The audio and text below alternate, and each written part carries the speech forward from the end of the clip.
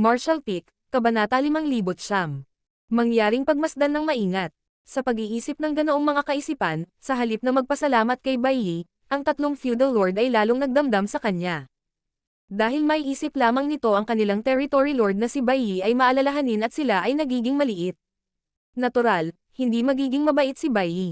Masaya niyang gagawin ang lahat para hiramin ang kamay ni Zhu Feng para pahirapan ang mga feudal lord ito, ngunit ang plano niya kay Yang Kai ay mas mahalaga ngayon. Dagdag pa sa katotohanan na ang Black Ink Strength ay patuloy na nakikialam sa kanyang miniature universe sa loob ng Sealed World, hindi siya makatagal ng matagal, kaya hindi siya mapakali na pukawin ang anumang gulo. Ngayon, ang natitira na lang ay isagawa nila ang kanilang plano. Kung sila ay masyadong mabagal, hindi na nila muling makukuha ang pagkakataong ito. Nang marinig ito ni Zhu Feng, na nagtatago sa Black Ink Nest, natahimik siya saglit bago nagsalita. Kung ganoon, atras kayong lahat.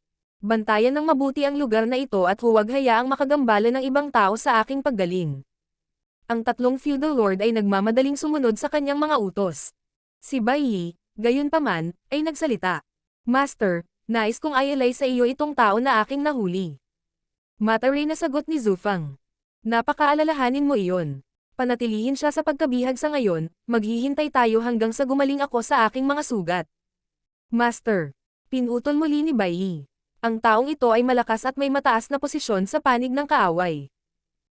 Dapat niyang malaman kung ano ang ibig sabihin ng mga tao na ginagamit nitong mga nakaraang taon para labanan ang katiwalian ng Black Ink Strength. Kung maginhawa para sa Master, paki-convert muna siya at tanungin siya ng sagot. Sa ganitong paraan, hindi rin masusulit ng ibang territory lords ang pagkakataong ito para agawin ang iyong mga nararapat na merito. Si Zhu Feng ay nasugatan ng husto at nagmamadaling gumaling, kaya medyo nainis siya sa pagtutol ni Bai Yi sa kanyang mga utos. Gayunpaman, pagkatapos marinig ang kanyang mga salita, nagsimula siyang magnilay-nilay. Tama si Bai Yi. Totoo na ang Black Ink Clan ay labis na nagusisa tungkol sa kung ano ang mahiwagang ibig sabihin ng mga tao para labanan ang katiwalian ng Black Ink Strength nitong mga nakaraang taon. Si Men Exi mismo ang personal na nagutos sa mga territory lords sa ilalim niya na alamin ang katotohanan ng bagay. Gayunpaman, ang Black Ink Clan ay hindi nakahuli ng isang tao kamakailan, kaya hindi nila naisip ang anumang bagay. Mula noong huling digmaan, ang tao na nahuli ni Bai Yi ay masasabing pinakauna, at siya ay nasa 7th grade Heaven Opening Realm. Sa katunayan, ang human 7th grade ay may mataas na posisyon sa kanilang lahi. Sapat na para sa isa na maging squad leader o kahit battalion commander. Malaki ang pagkakataon na ang isang tao na tulad nito ay may alam. Kung mapipigyan niya ang sagot sa misteryong iyon mula sa tao na ito, kung gayon ito ay talagang isang malaking merito. Malubha ang mga pinsala ni Zhu Feng, at kahit na sa tulong ng Black Ink Nest, aabutin pa rin siya ng 1 taon at kalahati para lang maging matatag ang kanyang sarili. Sa oras na iyon, maaaring natuklasan na ng isa pang territory lord ang sagot. Upang isantabi ang mga merito na nasa harap ng kanyang mga mata nang hindi kinukuha ang mga ito at hayaan ang isa pang territory lord na kumita, si Zhu Feng ay natural na ayaw. Nagkaroon lamang ng maikling paghinto bago nagpasya si Zhu Feng. Dalhin mo siya sa loob. Oo, magalang na sagot ni Bai Yi.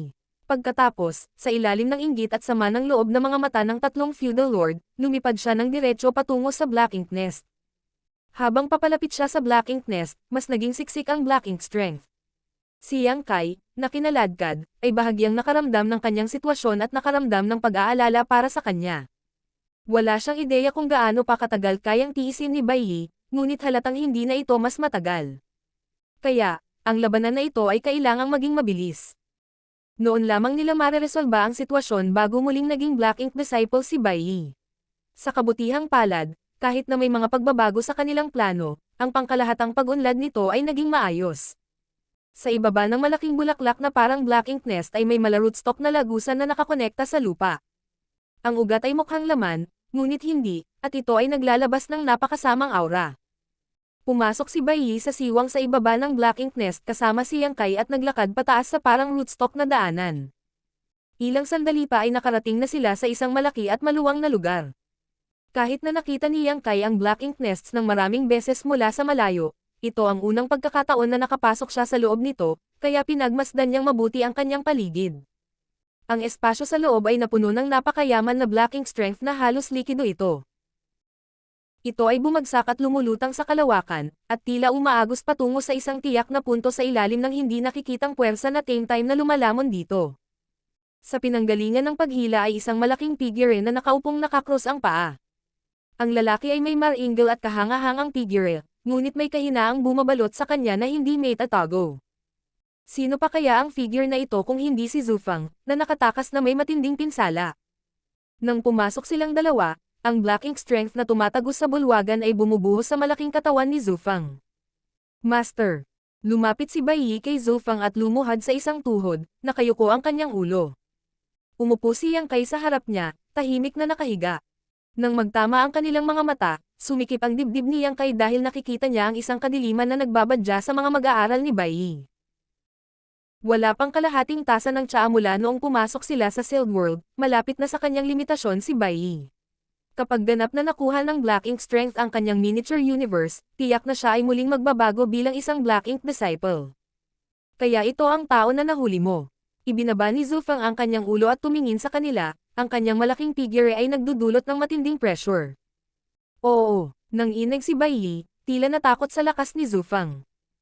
Gayunpaman, alam niyang kay na siya lang ang nagpupumilit na mapanatili ang kailanawan ng kanyang isip. Ang taong ito ay nasa 7th grade. Nagtanong pa si Zufang. Susumpin na sana ni Yang Kai ang ina ng lalaking ito dahil sa walang tigil na pagdadaldol sa halip na direktang i-convert siya. Mapot, walang duda tungkol dito. Sagot ni Bai Yi. Si Zufang ay natural na hindi nag-alinlangan sa kanya. Bilang kanyang Black Ink disciple, walang maitago si Bai Yi sa kanya, kaya handa siyang magtiwala sa sinabi ni Bai Yi na totoo. Kahit na maghinala siya sa mga feudal lords sa ilalim niya, siguradong hindi niya pagdududahan ang sarili niyang Black Ink disciple. Kahit na mababa ang katayuan ng Black Ink disciples sa Black Ink clan, hindi nila kailangang mag-alala tungkol sa kanilang katapatan. Mabuti ang ginawa mo, puri ni Zufang kay Bai Yi na may magiliw na hitsura sa kanyang mukha.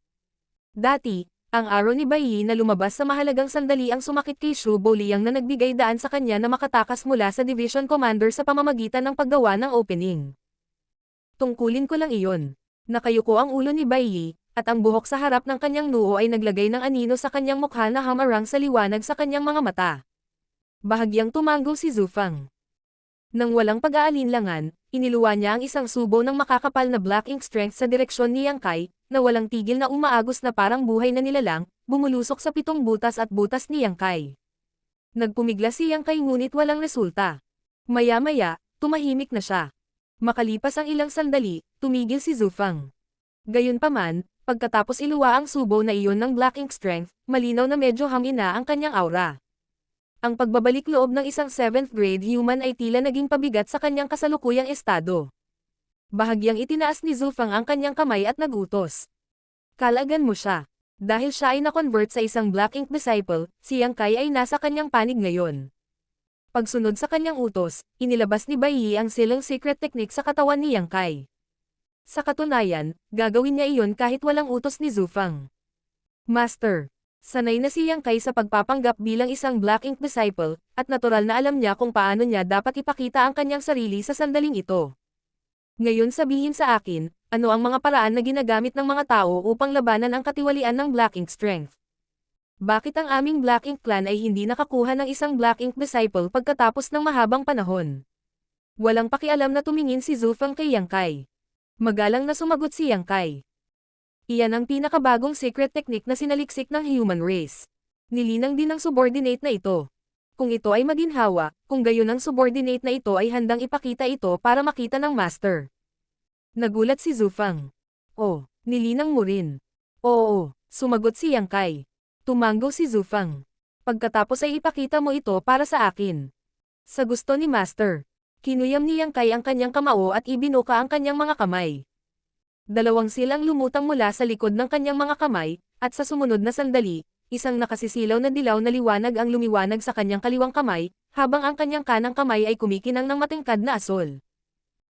Nang magkadikit ang dalawang kamay, nagsanib ang dalawang ilaw, na naging purong puting liwanag. Bigla na lang, parang may maliit na araw na lumitaw sa loob ng Black Ink Nest. Mahigpit ang tibok ng puso ni Zufang. Sa katunayan, nang i-activate ni Yang Kai ang mga sil sa kanyang kaliwa at kanang kamay, katutubo niyang nakaramdam ng pagkabalisa. Gayunpaman, Ito ay lamang kapag ang puting liwanag ay lumitaw na ang kanyang pagkabalisa ay lumago. Sa ilalim ng pagkubkob ng puting liwanag, ang black ink strength ay naging kawalan. Ang mga pader ng laman sa paligid ng black ink nest ay marahas na nagkontrata na para bang sila ay naaagnas ng isang nakakatakot na init, na naglalabas ng Saturday habang ang buong black ink nest ay nagsimulang manginig. Ito ay. Nagulat si Zufang. Malaking banta sa kanya ang puting liwanag na iyon. Nang tumambad sa kanyang katawan ang puting liwanag, naabutan siya ng matinding sakit.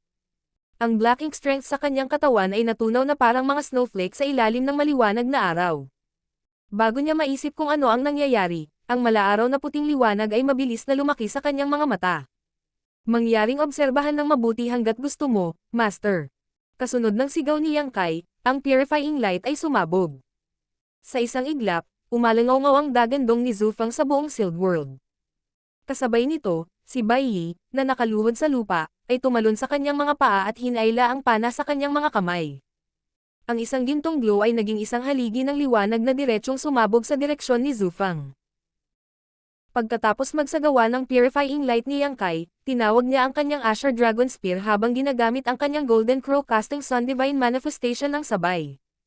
Ginagabayan ng dakilang araw gamit ang kanyang sibat, walang awang sinaksak ito ni Yang Kai patungo kay Zufang. Ang kombinasyon ng pareho niya at ng lakas ni Bai Yi ay sumambulat sa isang iglap at naglalaman ng nakakatakot na kapangyarihang pumatay. Sa isang aura ng kamatayan na bumabalot sa kanyang ulo, walang paraan na hindi alam ni Zufang na siya ay nalinlang. Hindi niya naintindihan kung paano makakayanan ng isang tao ang katiwalian ng kanyang black ink strength, lalo na kung paano siya biglang ipagkanulo ni Bai Yi, na sumusunod sa kanya sa loob ng maraming taon. Gayunpaman, sa kritikal na sandali sa pagitan ng buhay o kamatayan, pinakawalan pa rin niya ang nakakatakot na kapangyarihan ng isang territory lord. Ang kanyang malaking katawan ay puwersahang gumalaw habang siya ay naglabas ng isang kamao, at isang nakakatakot na kapangyarihan ang pumutok, na naging sanhi ng panginginig at pagkawasak ng espasyo. Sa labas ng Black Ink Nest, magkasamang tumayo ang tatlong feudal lord na may mapait na tingin sa kanilang mga mukha. Hindi sila nakakuha ng anumang mga benepisyo mula kay Bai Yi sa pagkakataong ito at sa halip ay may utang na loob sa kanya, na lubhang hindi nakalulugod para sa kanila. Gayunpaman, ngayong si Bai Yi ay tinawag na ni Zufang sa Black Ink Nest, wala nang magagawa ang mga feudal lords sa kabila ng kanilang sama ng loob. Si Bai Yi ay lubos na pinahahalagahan ng territory lord sa simula, at ngayong nakuha na niya ang isang 7th grade human, malamang na tumaas pa ang kanyang status sa mga darating na araw. Maaari pa nga siyang umupo sa ibabaw ng kanilang mga ulo mula ngayon. Paano natitiis ng tatlong feudal lord ang pagkakaroon ng isang mababang tao na Panginoon sa kanila? Gayunpaman, hindi nila alam kung ano ang maaari nilang gawin sa sandaling ito. Habang sila ay nalilito, biglang dumating ang isang malakas na pugad mula sa Black Ink Nest. Nagulat ang tatlong feudal lords sa kaguluhan at mabilis na napalingon. Pagkatapos, ang kanilang nakita ay agad na nagpalamig sa kanilang mga gulugad na parabang nahulog sila sa isang ice cellar. Martial Peak, Kabanata 5010. Sa panlabas ay malakas ngunit sa panloob ay mahina. Kasunod ng malakas na ingay, ang malaking bulaklak na parang Black Ink Nest ay nanginginig na parabang nakatanggap ito ng marahas na pagtama, at isang kakaiba, nakasisilaw na puting liwanag ang tila sumabog mula sa mga puwang sa loob ng flower bud, na nagbigay sa tatlong feudal lords ng labis na mapanganib na pakiramdam. Ang puting liwanag ay parang natural nilang kaaway. Kahit sa ganoong kalayuan, ang Black Ink strength sa loob ng kanilang mga katawan ay naghahatid ng pakiramdam ng pagkabalisa sa kanila. Kasunod noon, narinig nila ang nagngangalit na dagandong ng kanilang territory lord. Habang sumasabog ang marahas na enerhiya, gumuho ang Black Ink Nest at lumipad ang ilang mga talulot ng bulaklak, nalulante at nawala ang lahat ng kanilang sigla bago pa man sila makarating sa lupa. Nawasak ang Black Ink Nest. Kailangang malaman kung gaano kahalaga ang Black Ink Nest sa Black Ink Clan. Ang narito ay tahimik na dinala pagkatapos ng maraming pagsisikap at gastos mula kay Zufang. Ngayon, ang pagkawasak nito ay isang napakalaking kawalan para sa kanya. Lahat ng tatlo sa mga feudal lords ay natakot. Wala silang ideya kung ano ang nangyari sa panig ng kanilang territory lord para mangyari ang ganoong bagay. Gayunpaman, nangyari ito pagkatapos dalhin ni Bai Yi ang tao sa Black Ink Nest, kaya kitang-kita na may kinalaman ito sa kanya. Bago nila maisip kung ano ang nangyari, dalawang figure ang lumipad palabas mula sa mga labi ng Black Ink Nest. Habang nakikipagkarera patungo sa Black Ink Nest, tumingin ang tatlong feudal lords at natuklasan na ang dalawang figure ay si Bai Yi at ang tao na nahuli, niya. Pareho silang nasa isang kakilakilabot na estado at tumblang sa hangin habang umuubo ng dugo. Malinaw na pareho silang sugatan. Sa loob ng gumuguhong black ink nest, umungal si Zufang sa galit. Taksil. Ang lakas ng loob mong suwayan ang kalooban ng Lord ito. Ang Dagandong ay maririnig sa buong Sealed World. Nang ang isang Territory Lord ay nagpakawala ng kanilang galit, ang mga mundo ay nanginag.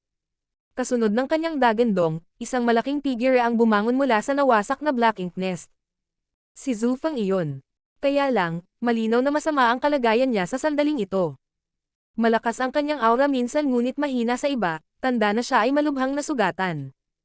Sa katunayan, siya ay malubhang nasugatan ni Shu Liang sa simula at hindi pa nakakabawi mula nang tumakas pabalik sa Sealed World na ito bago nahulog sa pagkanan ni Yang Kai at Bai Yi. Ang Suffering Purifying Light, Golden Crow Casting Sun, at ang arrow technique ni Bai Yi na hindi pa namamatay sa lugar ay sapat ng patunay kung gaano kalaki ang pamana ng lalaking ito, ngunit hindi may iwasang madagdagan pa rin ito ang kanyang mga pinsala. Sa sandaling ito, hindi man lang mailabas ni Zufang ang kalahati ng kanyang pinakamataas na lakas. Sa wakas ay naunawaan ni Yang Kai kung ano ang ibig sabihin ng parirala, kahit na ang isang nagugutom na kamelyo ay mas malaki kaysa sa isang kabayo. Sa orihinal sa kanilang plano, kung nabigo silang patayin si Zufang sa kanilang unang pag-atake, maaari pa rin itong kunin ang kalahati ng kanyang buhay. Hanggat maaari nilang pilayin siya at iwan siyang kalahating patay, kung gayon sa kanilang pinagsamang lakas, silang dalawa ay magkakaroon ng magandang pagkakataon na manalo sa kasunod na labanan. Gayunpaman, ang lakas ni Zufang ay lampas sa kanilang inaasahan. Bagamat tinamaan siya ng kanilang sorpresang pag-atake, hindi nito nakamit ang kanilang ninanais na epekto at nalantad na nila ang kanilang mga sarili. Maaari lamang silang mag-charge pasulong ngayon, dahil wala nang babalikan. Alinman sa kanilang kaaway ay namatay dito, o sila ay namatay. Bumagsak ang galit sa dibdib ni Zufang. Kung ikukumpara sa pag-atake ni Yang Kai, mas nagalit siya sa pagtataksil ni Bai Yi. Si Bai Yi ay sumusunod sa kanya sa loob ng maraming taon at nagbigay ng maraming mabubuting gawa para sa kanya. Ilang araw lang ang nakalipas, kung hindi dahil tinulungan siya ni Bai Yi mula sa anino, hindi siya makakatakas mula sa pagkakahawak ni Shu Liang. Higit pa rito, si Bai Yi ay tunay na napakalakas at si Zufang ay nagtrato sa kanya ng napakahusay sa mga nakaraang taon, higit na pinahahalagahan siya kaysa sa mga feudal lords sa ilalim ng kanyang pamumuno. Noon, nang i-convert niya si Bai Yi sa kanyang Black Ink Disciple, ang kanyang miniature universe ay hindi kumpleto. Sa pangkalahatan, ang miniature universe ng Black Ink Disciple ay nasira bilang resulta ng pagsuko nila sa mga bahagi nito upang iligtas ang kanilang sarili nang sumalakay ang Black Ink Strength sa kanilang mga katawan ng isang beses o kahit ilang beses bago sila na-convert sa Black Ink Disciples. Bilang resulta, hindi lamang nabawasan ang kanilang lakas, at ang kanilang pag-unlad sa kwadra ng Martial Dao, ngunit ang kanilang hindi kumpletong miniature universe ay naging dahilan upang hindi nila mapaglabanan ang pagpasok ng Black Ink Strength, na nag-iwan sa kanila na mas madaling ma-convert sa Black Ink Disciples. 2 beses na isinakripisyo ni Bai Yi ang mga bahagi ng kanyang miniature universe sa panahon ng digmaan bago tuluyang nahulog sa mga kamay ni Zufang at naging isa sa kanyang mga Black Ink Disciples. Matapos ma-convert si Bai Yi, natanto ni Zufang ang kanyang potensyal at partikular na naghanap at nakakuha siya ng Profound Yin Spirit Fruit para sa kanya para maayos niya ang kanyang nasirang miniature universe at mabawi ang kanyang buong lakas. Ang Profound Yin Spirit Fruits ay in-demand hindi lamang sa human side kundi pati na rin sa Black Ink Clan.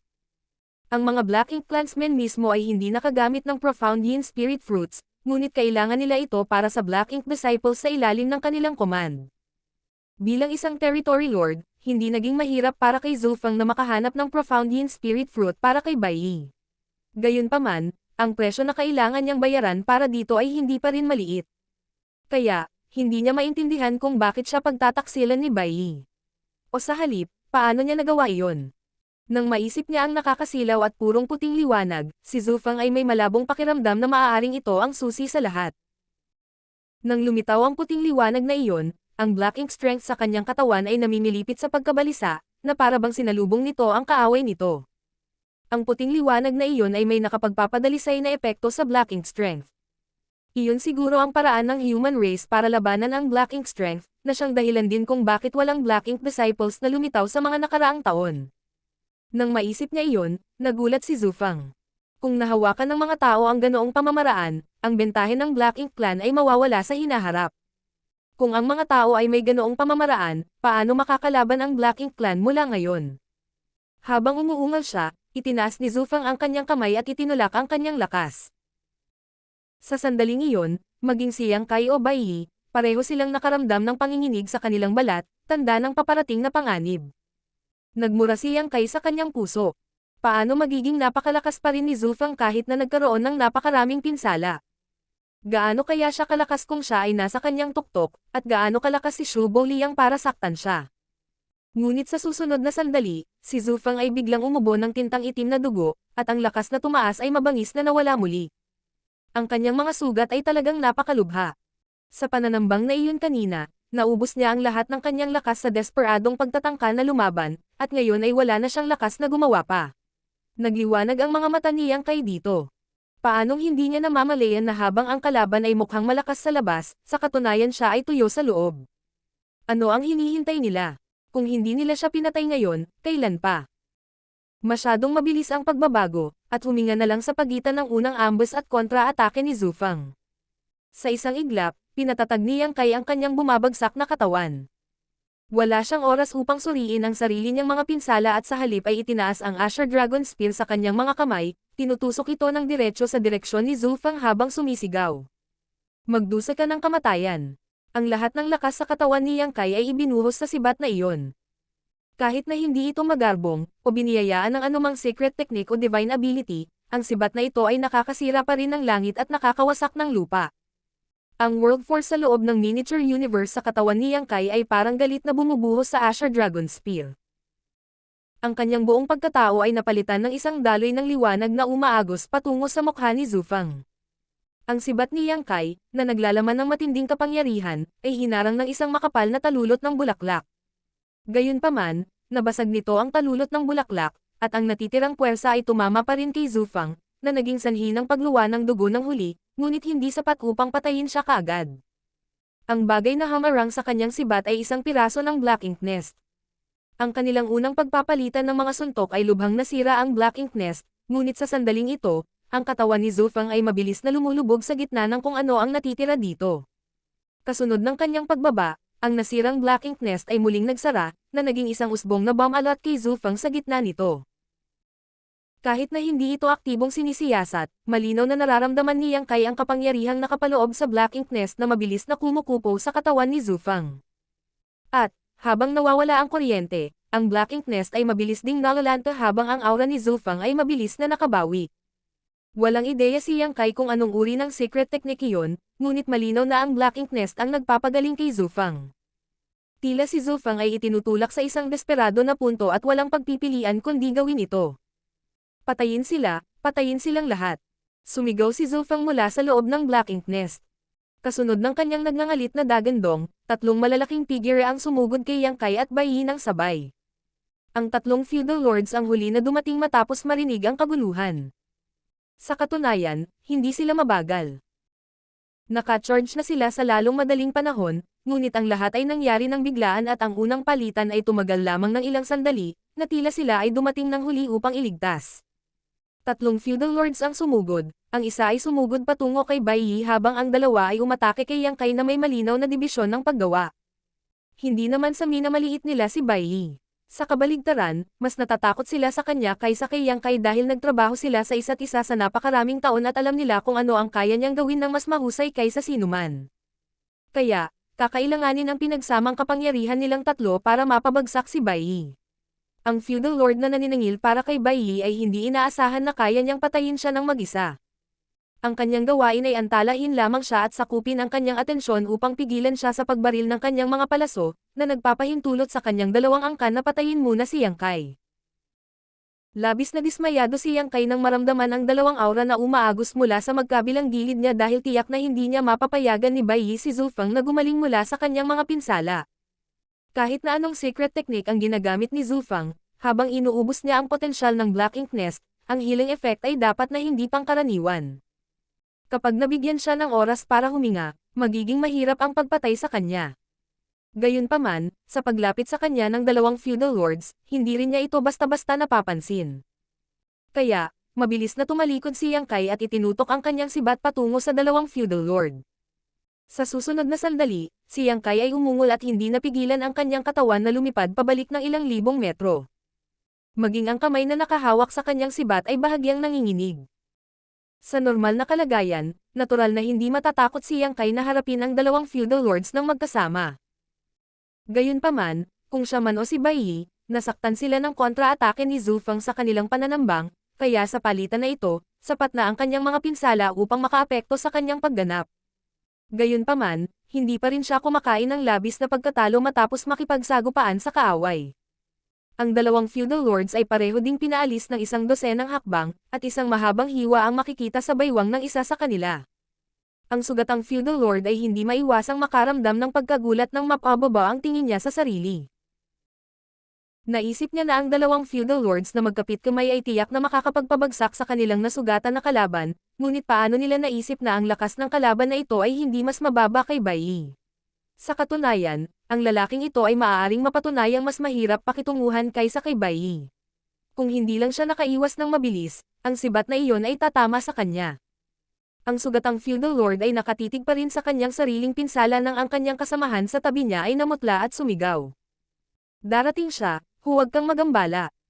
Pagtingala, nakita ng feudal lord ang sibat ng 7th grade human na pilit na tinutusok pabalik sa kanila, na may matinding hangarin na pumatay. Agad na humiwalay sa isa't isa ang dalawang feudal lords at nagsimulang mag-counterattack.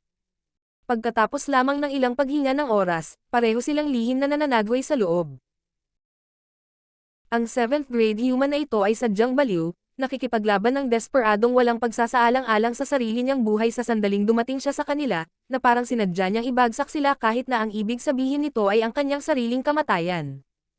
Sa ilalim ng gayong matinding pag-atake, maging ang dalawang feudal lords na nagtutulungan sa loob ng maraming taon ay inilagay sa isang desperado na sitwasyon. Ilang saglit lang, lahat silang tatlo ay bagbog at bagbog. Martial Peak, Kabanata 5011. Pagsanib puwersa para patayin ang kaaway. Sa loob ng Sealed World, kasunod ng pagkakabalot ni Zhu Feng ng parang usbong na Black Ink Nest, ang larangan ng digmaan ay nahati sa dalawa, ang isang panig ay si Yang Kai na nakaharap laban sa dalawang feudal lords ng mag-isa, at ang kabilang panig ay si Bai Yi lamang kasama ang ibang feudal lord. Alam ng Panginoong feudal lord si Bai Yi ang lakas ng kanyang kakayahan sa pag-archery, kaya dumaikit siya sa kanya na parang mga uod sa mga nabubulok na buto, hindi siya binibigyan ng pagkakataong mapana ang alinman sa kanyang mga palaso. Hanggat sila ay nasa parehong grado, kung si Bai Yi ay maaaring maglagay ng ilang distansya sa pagitan niya at ng kanyang kaaway, kung gayon walang sino man ang maaaring maging kanyang kalaban. Sa sandaling ito, ang feudal lord na ito ay humahagulgol sa dalamhati. Kahit na alam niya sa lahat ng ito na malakas si Bai Yi, hanggang sa totoong nakaharap niya ito ay napagtanto niyang minamaliit niya ito sa lahat ng oras na ito. Kahit sa malapitan, at dahil nasugatan na siya sa counterattack ng territory lord nila, medyo kulang pa rin siya kumpara sa kanya. Pareho siyang nagulat at nagalit dito. Kung magpapatuloy ang mga bagay na tulad nito, hindi niya magagawang tumagal ng kahit kalahati ng isang tasa ng oras ng tsaa, at ang kanyang kapalaran ay nasa panganib. Biglang iginuhit ni Bai Yi ang kanyang longbow, at lumitaw ang isang gintong liwanag. Dahil sa gulat, ang feudal lord ay mabilis na sumugod at naghagis ng isang matinding suntok sa kanyang direksyon. Hindi niya inaasahan na gagawin ng kanyang kamao ang anumang bagay kay Bai Yi, ngunit tila hindi siya handa sa suntok nito at nagdulot ito sa kanya ng lumilipad, sariwang dugo na bumubulwak mula sa kanyang bibig. Sa halip na matuwa sa kanyang tagumpay, ang feudal lord ay nagulat at napabulalas. Hindi maganda. Habang siya ay mabilis na lumingon sa likod, isang gininto ang liwanag ang nakalusot sa hadlang ng kalawakan at tumama sa isa sa iba pang feudal lord sa dibdib, na tumagos sa kabilang panig. Kasunod ng masakit na dagandong mula sa sugatang feudal lord, isang mabangis na puwersa ang sumabog sa isang butas sa kanyang dibdib. Ang palaso ni Bai Yi ay hindi nakatutok sa kanya, sa halip ay sa kanyang kasamahan na nakikipaglaban sa ibang tao. Hindi maintindihan ng feudal lord na ito kung bakit kikilos si Bai Yi sa ganoong paraan, mas pinipiling direktang tamaan siya upang makatulong na alisin ang panggigipit sa ibang tao. Gayunpaman, bago niya maisip iyon, ang kanyang mga nerbiyos ay biglang nanigas, at isang malaking pakiramdam ng krisis ang bumalot sa kanya. Nang nagmamadali siyang tumangala, nahiya siya sa kanyang nakita. Si Bai Yi, na nakalayo sa kanya, ay nakatutok sa kanya ng isang gintong liwanag na nakatutok sa pagitan ng kanyang noo. Sa isang dagandong, ang mayamang black ink strength sa loob ng katawan ng feudal lord ay agad na naging isang black ink cloud na tumakip sa kanyang figure. Ang gininto ang liwanag ay bumaril sa black ink cloud, at pagkatapos ay isang muffled sound ang narinig. Kasabay nito, pagkatapos makatanggap ng tulong mula kay Bai Yi, na labis na nasugatan ang isa sa mga feudal lord gamit ang kanyang palaso, napakaraming presyon ang naibsan mula sa panig ni Yang Kai. Noong una, ang dalawang feudal lord na nagsanib kamay ay sapat na upang makipaglaban sa kanya, ngunit ngayong isa sa kanila ay malubhang nasugatan, agad na nagsimulang magpakita ng mga bitik sa kanilang depensa. Natural, hindi palalampasan ni Yang Kai ang magandang pagkakataon. Ang Azure Dragon Spear ay nag-transform sa isang matayog na anino ng sibat. Sa kanyang paggalaw, dumaan ang anino ng sibat sa gitna ng malalaking katawan ng dalawang feudal lord. Chi. Kasunod ng tunog, ang ulo ng feudal lord na nasugatan ay bumukas, pinupuno ang hangin ng kanyang dugo. Ilang beses na umindayog ang walang ulo niyang katawan bago bumagsak sa lupa. Ang natitirang feudal lord ay nabugbog din at nabugbog, at nang makita niyang ganoon na lamang ang pagkamatay ng kanyang kasama, natakot siya at sinubukang tumakas. Ang puwang sa paligid niya ay biglang naging lagkit, kaya ang bawat hakbang ay napakahirap. Isang pagpatay na layunin ang tumama sa kanya mula sa likuran, at nakaramdam siya ng bahagyang pananakit sa kanyang likod habang nanginginig ang kanyang katawan. Nang tumingin siya sa ibaba, nakita niyang may tumagos na sibat sa kanyang katawan. Napuno ng takot ang kanyang mga mata at inabot niya upang hawakan ang dulo ng sibat, umaasang mabubunot ito sa kanyang sarili. Gayunpaman, sa susunod na sandali, isang marahas na shockwave ang pinakawalan mula sa sibat. Sa isang iglap, ang 5 laman loob at 6 na organo ng feudal lord ay naging abo, at ang kanyang buong katawan ay nagkawatak-watek. Bumuhos kay Yang Kai ang tintang itim na dugo, tinakpan siya ng dumi. Hindi madaling gawain ang pagpatay sa isang feudal lord, lalo na sa pagsanib puwersa nilang dalawa. Sapat na para sa kanila na lumaban kay Yang Kai. Kahit na mapatay sila ni Yang Kai sa huli, tiyak na aabutin siya nito at mag-aaksaya ng maraming oras. Gayunpaman, sa tulong ni Bai Yi, nagawang patayin ni Yang Kai ang unang feudal lord ng walang labis na kahirapan, at nang ang ibang feudal lord ay naging mahiyain at sinubukang tumakas, ito ay nagbigay sa kanya ng magandang pagkakataon na mag-atake. Walang tigil, binawi ni Yang Kai ang kanyang sibat at lumingon upang makita si Bai Yi na lumulutang na mapatla ang mukha sa hangin sa di kalayuan, nabahira ng sariwang dugo ang mga sulok ng kanyang bibig at kanyang dibdib. Bahagyang iginuhit ang kanyang longbow, na nakaturo sa black ink cloud. Naroon pa rin ang aura ng isang feudal lord sa loob ng black ink cloud. Ang huling feudal lord ay nasugatan ni Bai Yi at hindi naglakas loob na labanan siya sa bukas, kaya wala siyang pagpipilian kundi magtago sa black ink cloud upang kaladkarin ang mga bagay palabas. Dahil sa panghihimasok ng black ink cloud, hindi matukoy ni Bai Yi ang kanyang posisyon ng eksakto, kaya't pinapanatili niya lamang ang kanyang busog na nakaguhit bilang isang hadlang. Paglipat ng katawan, dumiretso si Yang Kai sa black ink cloud. Sa susunod na sandali, ang pag-ungol ng feudal lord ay nagmula sa black ink cloud, at ang tunog ng kanilang pag-aaway ay maririnig mula sa loob. Ang world force at black ink strength ay nagbanggaan na parang isang marahas na bagyo. Isa pang dosenang hininga ang lumipas bago hamupa ang ingay. Si Yang Kai ay bumaril mula sa black ink cloud na may tintang itim na dugo na tumutulo mula sa kanyang sibat. Ang aura ng feudal lord sa loob ng black ink cloud ay napatay. Malinaw na pinatay siya. Sa isang iglap, lumitaw siya sa tabi ni Bai Yi. Itinusok ang kanyang sibat sa lupa, ang kaliwa at kanang kamay ni Yang Kai ay kumikinang sa dalawang magkaibang kulay. Huwag mo akong pansinin, magmadali at patayin si Zhu Fang. Ibinaba ni Bai Yi ang kanyang longbow at nahihirapang bamulong. Huli na ang lahat kung magtatagal pa tayo. Hindi siya pinansin ni Yang Kai at walang pakialam na sinabi. Ayoko nang makipag-away ka ulit. Nang magkadikit ang kanyang mga kamay, ang dalawang kulay na ilaw ay napalitan ng isang nakasisilaw na puting liwanag na bumalat kay Bai Yi. Sa sandaling ito, ang maputlang mukha ni Bai Yi ay natatakpan na ng isang layer ng black ink strength. Lumilitaw paminsan-minsan ang mga itim na kislap sa kanyang mga mata, isang malinaw na senyales na siya ay nilusob. Sa katunayan, tinitiis niya ang katiwalian ng black ink strength mula nang pumasok sila sa sealed world na ito. Sa oras na kaharap nila si Zhu Fang, halos maabot na niya ang kanyang limitasyon sa dami ng katiwalian na maaari niyang tiisin at malapit na siyang maging black ink disciple. Napakapit siya sa huling bahagi ng kailanawan sa kanyang mga sentido, at noon lamang niya nagawang panatilihing matino ang kanyang sarili.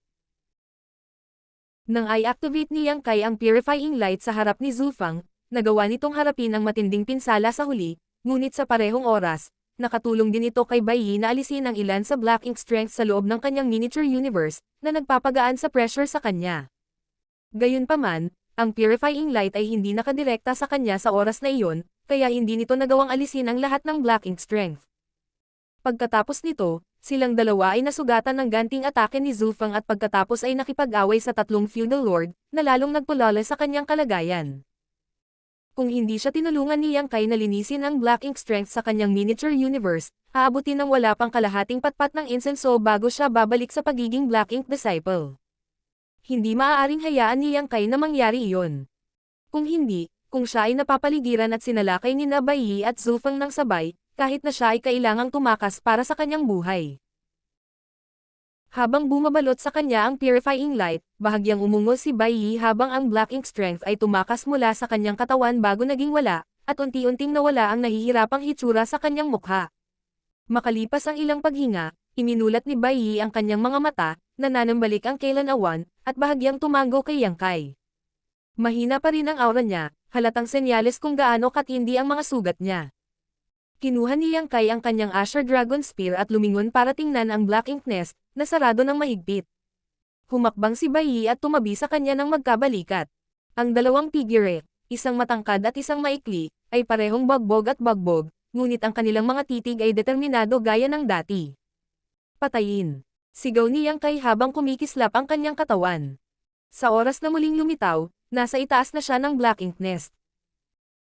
Bumababa na parang bulalakaw habang ibinubuhos ang kanyang lakas sa Asher Dragon Spear, isang magandang araw ang lumitaw at ang tunog ng sigaw ng isang Golden Crow ay umalangaw-ngaw sa buong Sealed World. Sa hindi kalayuan kung saan nakatayo si Baiyi, isa-isa, ang mga gininto ang ilaw na parang mga bituin ay sumilay at bumaril patungo sa Black Ink Nest sa isang kaeg. Ang malabulaklak na Black Ink Nest ay parang isang buhay na nilalang, at pagkatapos balutin si Zufang sa sarili nito, nagsimula itong tumibok na parang puso. Habang pumipintig ang Black Ink Nest, unti-unting bumabawi ang aura ni Zufang. Sa sandaling ito, nang magkapit kamay sina Yang Kai at Baiyi upang ilunsad ang kanilang mga pag-atake, ang Black Ink Nest ay lalong bumilis, na parabang nararamdaman nito ang paparating na panganib. Ang buong Black Ink Nest ay biglang naglabas ng malaking halaga ng Black Ink strength na halos nagkulayan ng itim sa buong lugar. Sa dilim kung saan hindi man lang makita ng isa ang kanilang mga daliri sa kanilang harapan, ang Great Sun ay sumikat ng maliwanag, pinawi ang kadiliman. Hong hong hong. Sunod-sunod na marahas na putok ang umalangaw-ngaw. Ang Black Ink Nest ay nanginginig, at ang matinding pagbabago-bago ng enerhiya ay naging sanhi ng pagyanig ng buong Sealed World. Itinutok ni Yang Kai ang kanyang sibat 13 sunod-sunod na beses, bawat pag-atake ay naglalaman ng lahat ng kanyang lakas. Sinuportahan ng mga pangmatagalang pag-atake ni Baiyi, ang buong Black Ink Nest ay nagkagulo. Sa loob ng Black Ink Nest, mabilis na hangina ang aura ni Zufang hanggang sa naging wala na ito. Kinuha ni Yang Kai ang kanyang sibat at tumayo sa kawalan, nakatingin sa ibaba na may pagkamangha sa ibaba niya. Tapos na ba? Ito ay hindi kapanipaniwala, ngunit sa abot ng kanyang divine sense, ang aura ni Zufang ay talagang naging napakahina na halos isang kandila sa hangin na malapit nang mamatay anumang oras. Aglinggan niya kay Baiyi, nakita niya na si Baiyi ay nagulat din, halatang hindi niya inaasahan ang ganoong sitwasyon. Ngunit sa pangalawang pag-iisip, hindi ito kakaiba. Si Zufang ay nakaranas na ng malaking kabiguan mula kay Shu Bouliyang na nagpilit sa kanya na tumakbo hanggang dito upang makabawi. Pagkatapos, tinamaan din siya ng purifying light. Kailangang malaman na ang purifying light ay ang natural na kaaway ng Black Ink strength. Upang matamaan sa ganoong kalayuan habang malubhang nasugatan sa simula, ang pundasyon ni Zufang ay kailangang masira. Kahit na walang ideya si Yang Kai kung anong uri ng pamamaraan ang ginamit ni Zufang upang sumipsip ng enerhiya sa loob ng Black Ink Nest para pagalingin ang kanyang sarili, halos kalahating tasa na lang ng tsaa mula noong nagsimula ito, kaya hindi na ito masyadong epektibo. Kahit si Zufang ay maaaring hindi inaasahan na ang kanyang tatlong feudal lords na nasasakupan ay napakabilis na papatayin ni Yang Kai at Baiyi. Siya ay orihinal na umaasa na ang kanyang tatlong subordinate ay maaaring bumili sa kanya ng ilang oras. Sa hindi inaasahang pagkakataon, halos hindi nagbigay ng tulong ang tatlong feudal lords at sunod-sunod na pinatay. Dahil dito, kakaunti lang ang oras niya para magpagaling at hindi niya kayang tiisin ang mabangis na pag-atake ni Yang Kai at Baiyi. Kahit na napakahina, ang aura ni Zufang ay hindi pa talaga nawawala. Habang naghahanda na si Yang Kai para tapusin ang trabaho, bigla siyang nakarinig ng malambot na tunog mula sa wasak na Black Ink Nest sa ibaba. Parang tibok ng puso, malakas na malakas. Kasunod ng tunog na iyon, naramdaman ni Yang Kai ang hindi mapigil na pagtibok ng kanyang puso, at saglit siyang naabutan ng pagkahilo. Mabilis na muling lumitaw ang nakakatakot na aura mula sa Black Ink Nest sa ibaba. Martial Peak, Kabanata 5012. Kapangyarihan ng isang Territory Lord. Sa oras na naibalik ang aura, ang gulat na sigaw ni Bai Yi ay humalangaw-ngaw. Senior brother, mag-ingat ka. Inilabas na ni Yang Kai ang isang mabangis na sibat pababa. Huwala. Isang malaking kamay ang biglang lumabas mula sa wasak na Black Ink Nest at hinawakan si Yang Kai. Ang talas ng Asher Dragon Spear ay walang kapantay, at sa pagbuhos ni Yang Kai ng lahat ng kanyang lakas dito, tila mas hindi ito mapigilan. Ang lakas ng sibat ay tumusok mismo sa kamay, na naglalabas ng tintang itim na dugo mula rito. Gayunpaman, ang kamay ay hindi kumikislap kahit katiting at mahigpit na nakakuyom. Dahil wala nang matakasan, nagulat si Yang Kai nang makitang hindi niya maiwasan ang kamay. Sa isang sandali ng pagkagambala, siya at ang kanyang sibat ay nahuli. Isang nakakatakot na puwersa ang tumama sa kanyang katawan at ang lahat ng kanyang mga buto ay lumalamig, na bumubuo ng hindi mabilang na mga bitek. Sinubukan niya ang kanyang makakaya na iling ang kanyang sibat at itinulak ang lahat ng World Force sa kanyang miniature universe, na binutis ang palad ng malaking kamay. Kasabay nito, isang gintong araw ng liwanag ang kumislap, tumagos sa palso ng kamay. Sa pinagsamang pagsisikap ni Yang Kai at Bai Yi, bahagyang lumuwag ang pagkakahawak kay Yang Kai, na nagbigay sa kanya ng pagkakataong mabilis na makalaya at umatras, na naglagay ng ilang distansya sa pagitan niya at ng Black Ink Nest. Habang nagpupumilit siyang patatagin ang sarili, namula ang mukha ni Yang Kai at nagluwa siya ng isang subo ng sariwang dugo. Kahit na bahagyang nalanta ang kanyang aura, ang kanyang pangkalahatang sitwasyon ay bumuti ng husto. Mula nang unti-unting tumaas ang aura sa loob ng Black Ink Nest, nalampasan nito ang estado kung saan unang nakita ni Yang Kai si Zhu Fang, at papalapit na siya ngayon sa kanyang peak state. Parehong nagulat sina Yang Kai at Bai Yi, gayunpaman, ang tumataas na kapangyarihan sa lalong madaling panahon ay umabot sa isang talampas. Bagaman ito ay makapangyarihan, hindi ito sapat para mawalan sila ng pag-asa. Habang nakatingin sila, lumabas ang isang pares ng malalaking kamay mula sa punit-punit na Black Ink Nest, pakaliwat kanan, pinunit ito. Muling lumitaw ang higanteng katawan ni Zhu Fang sa kanilang mga mata.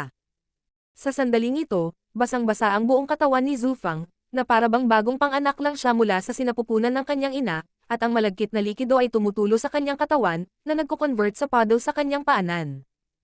Ang wasak na Black Ink Nest ay gumuho na sa alabok. Maliwanag, ang lahat ng kapangyarihang nakapaloob dito ay ganap na nilamon ni Zhu Fang. Matapos mabutas sa palad ng Asher Dragon Spear ni Yang Kai, isang malaking nakanganga na butas ang naiwan. Gayunpaman, ang laman sa paligid ng sugat ay namimilipit at nagsimulang mabilis na gumaling.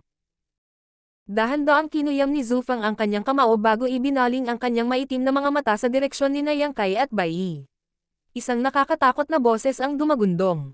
Mga langgam, nagtagumpay kayo sa galit sa Panginoong ito. Hahayaan kitang makatikim ng tadhanang mas masahol pa sa kamatayan. Habang nagsasalita siya, isang kamao ang sumuntok sa kanilang dalawa. Namutla ang mga mukha ni Yang Kai at Bai Yi. Ang isa ay may hawak na sibat at ang isa naman ay busog, nagsanib puwersa sila para harangan ang pag-atake. Ang napakalakas na kapangyarihan na nagmumula sa harapan ay naging dahilan upang marahas na napaatras ang dalawa. Ang maliit na katawan ni Bai Yi ay bumagsak sa hangin habang ang kanyang mga buto ay maririnig na nagbitak. Kahit na si Yang Kai ay may matibay na pangangatawan, natanggap pa rin niya ang masamang suntok.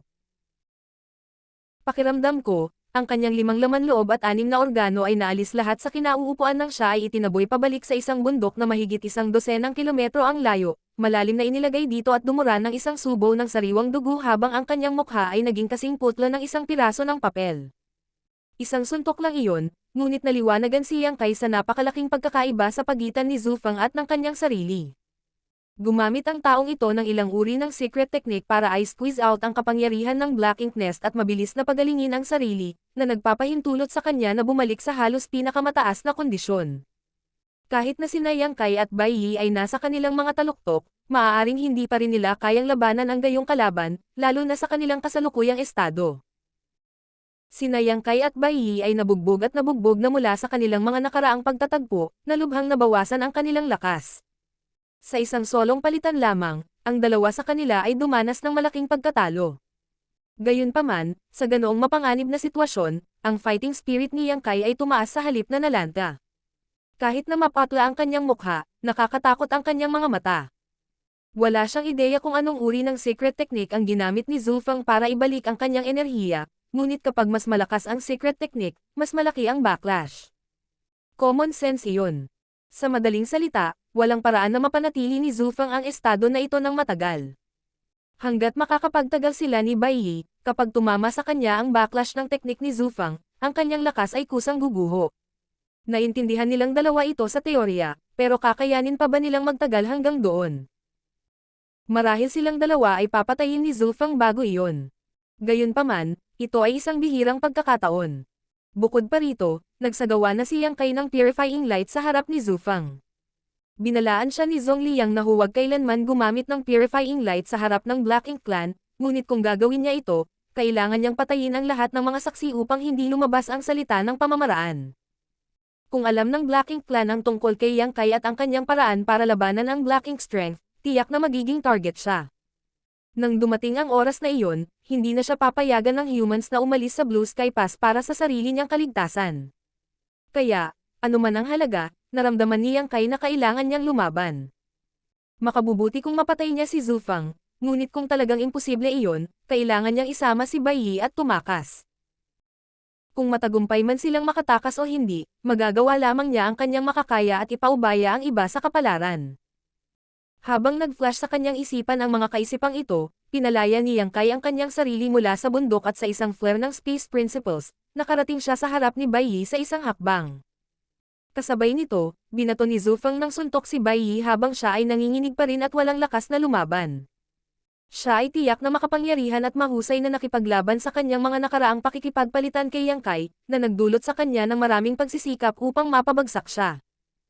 Gayunpaman, wala siyang makapangyarihang pamana ni Yang Kai sa bandang huli, lalo na ang isang World Spring upang patatagin at protektahan ang kanyang miniature universe. Hindi lamang ang suntok ni Zufang ang nagpalipad sa kanya, ngunit nayanig din ito ang kanyang miniature universe, na iniwan ang kanyang lakas sa pagkagulo. Nahihilo pa rin siya, kaya hindi niya magawang ipagtanggol ang sarili. Tila lalong kinapopootan ni Zufang si Bai Yi dahil sa kanyang pagkakanulo, kaya binalak niyang alagaan muna siya bago sumunod kay Yang Kai. Paglabas ng kamao niya ay biglang lumitaw ang isang figure. Si Yang Kai iyon, narito para iligtas siya. Napangisi si Zufang nang hindi nabawasan ang lakas ng kanyang kamao, sa halip ay naging mas mabangis pa.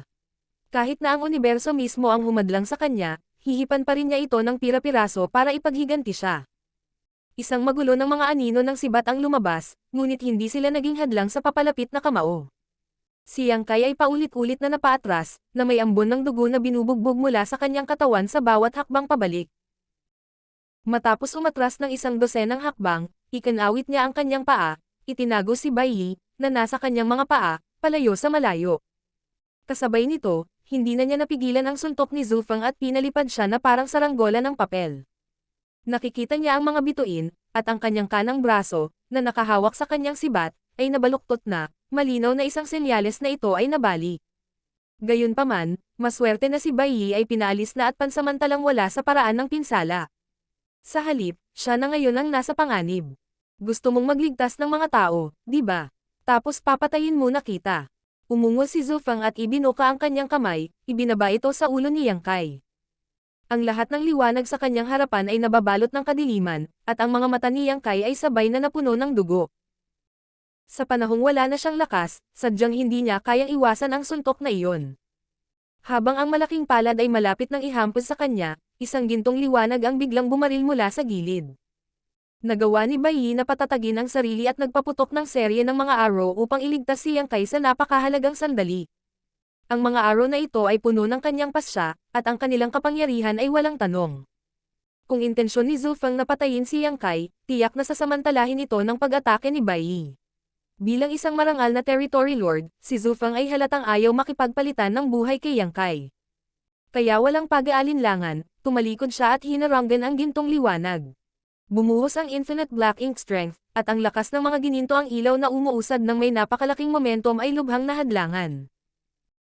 Mabilis na nagpakawala si Zufang ng ilang suntok at nabasag ang karamihan sa mga gintong ilaw, ngunit nasalo niya ang huli at ibinato iyon kay Bai Yi. Ang gininto ang liwanag ay lumipad ng mas mabilis at nagdala ng higit na lakas kaysa noong dumating ito, at direktang ipinako nito sa balikat si Bai Yi, na tumagos sa kanyang katawan. Habang umaagos ang sariwang dugo, umungol si Bai Yi. Dahil dinadala ng isang malaking puwersa, ang kanyang katawan ay bumagsak ng hindi mapigilan bago siya nahulog ng mabigat. Sobrang kumpiyansa. Malamig na umungol si Zhu Fang. Pagkatapos, mula sa gilid ng kanyang mata, nakita niya ang purong puting liwanag na kumikislap. Nang lumingon siya, isang maliit na puting araw ang pumutok sa harapan niya. Agad na natakot si Zhu Fang. Nakaranas siya ng malaking kabiguan mula sa secret technique na ito noon at alam niya kung gaano ito kalakas. Natural na kaaway lang iyon ng Black Ink Strength, kaya paano siya maglalakas loob na hawakan ito muli. Gayunpaman, upang atakehin si Yang Kai, inilapit niya ang kanyang sarili ng labis at ngayon ay hindi na nakaiwas sa oras. Habang umaatres ang kanyang katawan, bumuhos ang mayamang Black Ink Strength sa kanyang katawan, na bumubuo ng protective layer sa paligid niya. Ang dagandong ni Zhu Fang ay umalangaw-ngaw sa mga ulap habang ang puting liwanag ay bumukas, nakasisilaw sa mundo at tinutunaw ang dagat ng kadiliman, dinadalisay ang mayamang Black Ink Strength. Sa sandaling mawala ang pagsabog ng purifying light, tumayo si Yang Kai sa pwesto, humihingal ng husto habang nilalabanan niya ang sakit sa kanyang putol na braso. Samantala, si Zhu Fang, na literal na naninigarilyo sa kinatatayuan niya, ay may galit sa kanyang mukha. Medyo hangin na din ang aura niya. Ang purifying light ay malinaw na nakagawa ng ilang pinsala sa kanya. Nagkasalubong ang apat na mata ng halos magkatotoo ang galit ni Zhu Fang. May mga apoy na nagninangas sa kanyang mga tingin habang mahigpit na hinawakan ni Yang Kai ang kanyang Asher Dragon Spear. 12-12 kilometro ang layo, ang maliit na katawan ni Bai Yi ay nakahandusay sa lupa. Ilang dosenang hininga na lang ang lumipas mula nang magsimula silang makipaglaban sa naka-recover na si Zhu Fang at parehong ginawa ni na Yang Kai at Bai Yi ang lahat ng kanilang makakaya, ngunit sa sandaling ito, si Yang Kai ay nasugatan ng husto, at hindi alam kung buhay pa si Bai Yi, na nagpapatunay kung gaano kalakas si Zhu Fang. Tunay na sakuna ang laban na ito. Sa panahon ng kritikal na punto sa pagitan ng buhay at kamatayan, ang isip ni Yang Kai ay nakakagulat na malinaw. Ang kanyang mga mata, na malabo ng kanyang sariling golden blood, ay tanging si Zhu Fang ang nakaaninag sa kanila. Nanatiling matatag ang pagkakahawak niya sa Asher Dragon Spear habang bahagyang itinaas ang dulo, itinuro ito pasulong. Atake. Malinaw na nagalit si Zhu Fang sa kanyang pang-aasar at sumigaw sa pamamagitan ng kanyang nakangagot na mga ngipin. Kayong mga hamak na tao ay hindi alam kung gaano kataas ang langit o kung gaano kakapal ang lupa. Dahil gusto mong mamatay, pagbibigyan ng Panginoon ang iyong hiling. Isang malaking hakbang pasulong, ang kanyang palad ay naging isang talon na tinadtad ng diretso pababa. Ang buong sealed world ay tila nahati sa suntok na iyon, at isang malaking puwang ang biglang bumukas sa void sa harap ni Yang Kai. Ang agwat ay tumakbo mula sa talon ng kamay ni Zhu Fang, pababa hanggang sa kung saan nakatayo si Yang Kai. Ang Asher Dragon Spear ay tumama na parang dragon. Timing mano-anggulo, napaka-perpekto ng tulak na ito kaya nag-ilusyon si Yang Kai na siya ang sibat, at ang sibat ay siya. Parang may nabasag sa loob ng kanyang sarili, si Yang Kai ay biglang nagkaroon ng liwanag sa spear daw, na pumasok sa susunod na yugto ng pangunawa. Talagang nakagawa si Yang Kai ng isang pambihirang tagumpay sa spear daw sa sandaling ito ng buhay o kamatayan, na bahagyang nakakagulat sa kanya, ngunit sa parehong oras, medyo may kabuluhan ito. Ang pakikipaglaban sa buhay ng isang tao sa linya ay talagang ang pinakamahusay na paraan upang masira ang isang bottleneck. Ang kanyang spear daw ay orihinal na nasa ikalimang antas lamang, nagkakaroon ng mastery through comprehensive understanding. Gayunpaman, nalampasan na niya ngayon ang ika-6 na antas, go beyond the ordinary to reach the extraordinary, ang parehong antas na nasa kanyang karunungan sa time daw.